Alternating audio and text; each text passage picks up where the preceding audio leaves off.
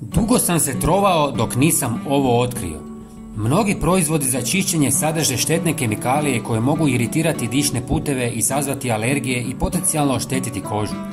Dugotrajno izlaganje takvim sredstvima može povećati rizik od kroničnih problema s plućima i kožom. Također, ispuštanje hlapljivih organskih spojeva iz ovih kemikalija zagađuje zrak u vašem domu. Korištenje bez odgovarajuće ventilacije može uzrokovati glavobolje, vrtoglavicu pa čak i osjećaj nelagode. U ovom kratkom videu pokazat ću vam kako očistiti površine na prirodan način bez opasnih kemikalija. Potrebno vam je samo nekoliko jednostavnih i lako dostupnih sastojaka. Prvi sastojak je kuhinjski ocat. Njegova prirodna kiselost razgrađuje prljavštinu, masnoću i mrlje dok istovremeno dezinficira površine. Osim što uklanja bakterije i neugodne mirise, ocat je ekološki prihvatljiv i siguran za svakodnevnu upotrebu u domu.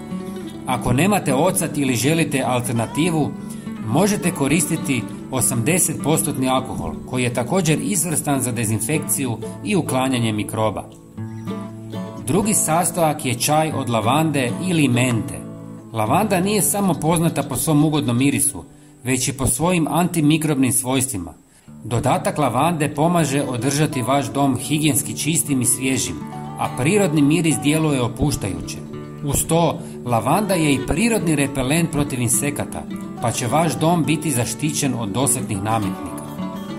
Treći i posljednji sastojak je obična kuhinjska sol ili soda bikarbona.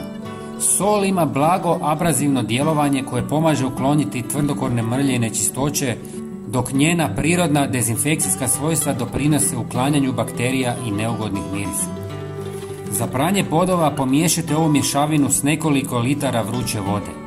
Ako želite očistiti manje površine, ulijte smjesu u bočicu sa raspršivačem i poprskajte željene dijelove. Podijelite ovaj video sa prijateljima kako biste im pomogli da čiste svoj dom na zdrav i siguran način. Hvala vam na podršci i vidimo se u idućem videu. Pozdrav!